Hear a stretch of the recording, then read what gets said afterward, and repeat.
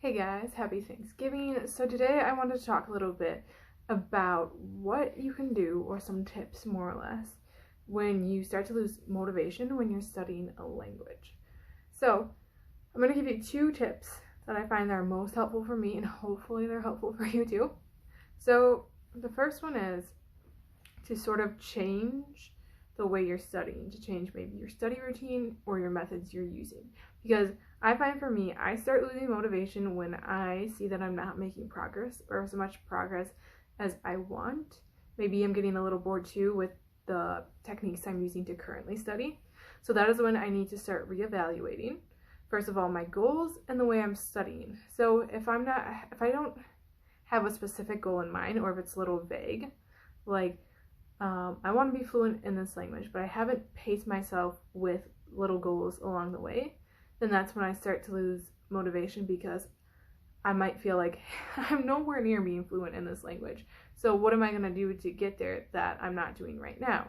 So I start to reevaluate what I'm doing now. Maybe I'm just focusing on things that I don't need to, that I'm already good at, or that I don't need improving, and I'm shying away from the things that I can be improving in, because I'm just going to feel like, well, I'm not good at these, so I'm not going to work on them, because I like doing things that make me feel good when you get things right all the time. You know, when you're doing exercises and you already know the things, it makes you feel better, right?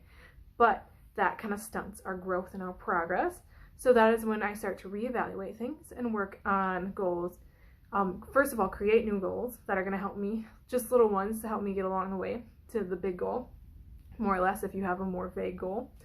And then I start reevaluating what study techniques and methods that I haven't been using in a while, or that I haven't even tried, and try some to see if I like them and if they're going to help me create more progress.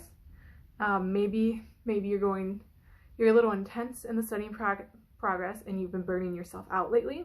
That can really that can get you to start losing motivation as well. So maybe just slow down a little bit what you're doing. Even if you're not studying, hours a day, doesn't mean you're not making progress. Definitely doesn't.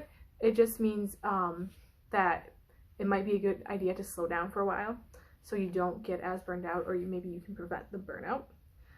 So I also think it's important, when you're coming up with a new study method or new techniques, to incorporate things that you like, maybe hobbies or things you're interested in, because if you've gotten to the point where maybe you have a certain time of day you like to study, but you sit down and just nothing happens, maybe it's because you feel it's boring, or it's becoming like a chore, which is something you don't want, because then that's going to prevent you even more to lose motivation, to not make the progress you want.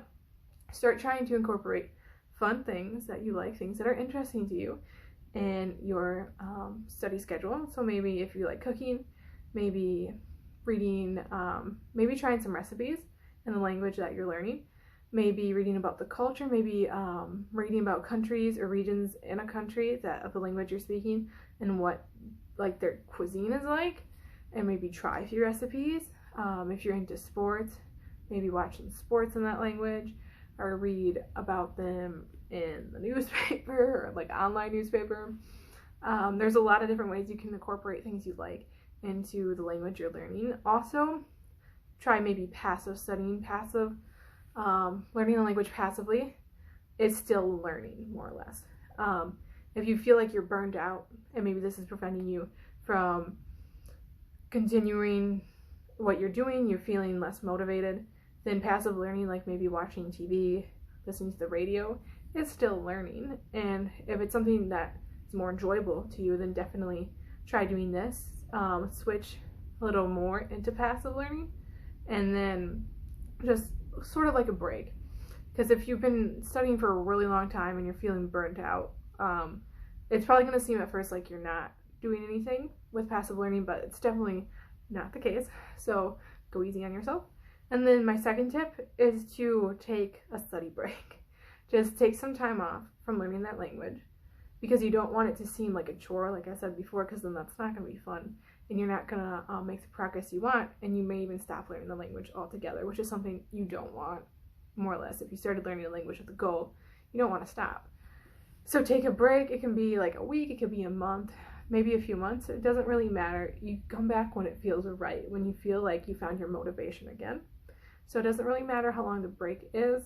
Don't feel like you need to have a timeline. If you do, that's of course totally okay. But I find that after I've taken a break and come back, I feel more refreshed, more motivated, ready to learn and try new things. I'm just overall more excited about learning a language. So that is it for this video. If you want to see specific videos in the future, just let me know in the comments and I can get to them. Thank you so much for watching. If you like this video, be sure to give it a thumbs up. If you're into traveling, au pair things, and languages, be sure to check out my channel for more. Subscribe if you want, and I will catch you all on the flip side. Ciao!